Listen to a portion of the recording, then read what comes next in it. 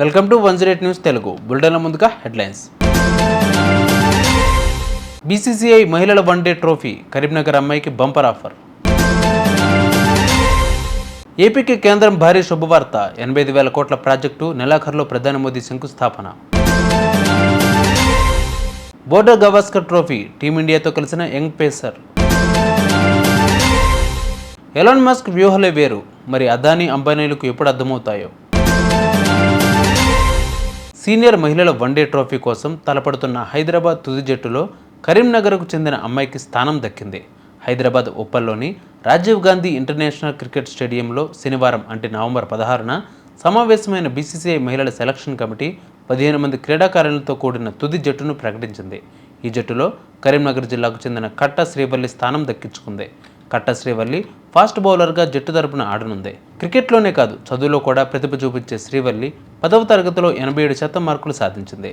Regular కాలేజీలో చదివితే cricket practice కొనసాగించడం సాధ్యం కాదు కాబట్టి ఆమె తల్లిదండ్రులు ఓపెన్ ఇంటర్మీడియట్ కోర్సులో చేర్పించారు. ఆమె ఇప్పుడు ఇంటర్మీడియట్ ద్వితీయ సంవత్సరం చదువుతోంది. ఆంధ్రప్రదేశ్ రాష్ట్రానికి కేంద్రం మరొక శుభవార్త వినిపించింది. ఆంధ్రప్రదేశ్లో కేంద్ర ప్రభుత్వ రంగ సంస్థ ఎన్టీపీసీ గ్రీన్ 85,000 కోట్లు పెట్టుబడులు పెట్టనుంది. ఎన్టీపీసీ గ్రీన్ హైడ్రోజన్ హబ్ ప్రాజెక్టుకు ప్రధానమంత్రి నరేంద్ర మోడీ ఈ నెల నవంబర్లోనే శంకుస్థాపన చేయనున్నారు. అనకాపల్లి జిల్లా పుడిమాడక వద్ద ఎన్టీపీసీ గ్రీన్ హైడ్రోజన్ ప్రాజెక్టు ఏర్పాటు కానుంది. నవంబర్ 29వ తేదీ ప్రధానమంత్రి Narendra Modi NTPC green hydrogen ప్రాజెక్టుకు శంకుస్థాపన చేయనున్నారు. ఇది పూర్తి అయితే భారతదేశంలోనే అతిపెద్ద గ్రీన్ హైడ్రోజన్ ప్రొడక్షన్ ఫెసిలిటీగా నిలుస్తుంది. ఇక ఈ భారీ ప్రాజెక్టు కోసం ఆంధ్రప్రదేశ్ ప్రభుత్వం 1200 ఎకరాలు కేటాయించింది. Uttar Pradesh young fast bowler S Dayal Border Gavaskar trophy series కోసం టీమిండియా జట్టులో బ్యాకప్ ప్లేయర్గా జాయిన్ అయ్యాడు. ఈ విషయాన్ని ఎస్ తండ్రి చందర్ పాల్ నేషనల్ మీడియాతో చెప్పారు. అయితే దీనిపై బీసీసీఐ నుంచి అధికారిక ప్రకటన ఏమీ రాలేదు.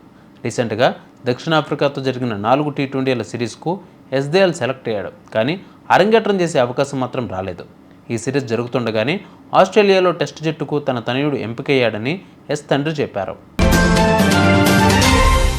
ప్రపంచంలో ఉన్న టాప్ టెక్ అధినేతల్లో ఒకరిగా ఉన్న ఎలాన్ మస్క్ ప్రస్తుత టెక్ ప్రపంచాన్ని శాసించే ప్రయత్నాలు చేస్తున్నాడనే చెప్పాలి. ఎలక్ట్రిక్ కార్ల రంగంలో వరల్డ్ వైడ్గా తన సత్తా చాటాలని ప్రయత్నిస్తున్నాడు. అయితే ఉన్నత స్థాయిలో నిలబడాలనే లక్ష్యంతో మస్క్ ముందుకెళ్లినప్పటికీ తన లోపాలను తన అంచనా వేశాడు. తన వద్ద ఎక్కువ కార్లు ఉత్పత్తి చేసే సామర్థ్యం లేదని గుర్తించాడు. దీనితో కలిసి నడిస్తేనే వ్యాపారంలో ముందుకు వెళ్ళగలమనే విషయాన్ని నమ్మాడు. ఫోర్డ్ కంపెనీతో డీల్ కుదుర్చుకున్నాడు ఎలాన్ మస్క్. టెక్నాలజీని మీకు అందిస్తా, మీ తయారీ సామర్థ్యాన్ని నాకు ఇవ్వండి అంటూ వ్యూహాన్ని అమలు చేశాడు ఎలాన్ మస్క్. దీంతో ఇద్దరు కలిసి అమెరికాలో ఎలక్ట్రిక్ కార్లను తయారు చేసి లాంచ్ చేశారు. ఇప్పుడు ఈ కార్ల అమ్మకాలు అమెరికాలో అత్యధిక స్థాయికి చేరుకుంటున్నాయి. చూసారికి వివరాలు బిడ్డన అప్డేట్స్. మరిన్ని అప్డేట్స్తో మళ్ళీ మీ ముందుకు వస్తాను. అందరికీ కీప్ వాచింగ్ 108 న్యూస్ తెలుగు.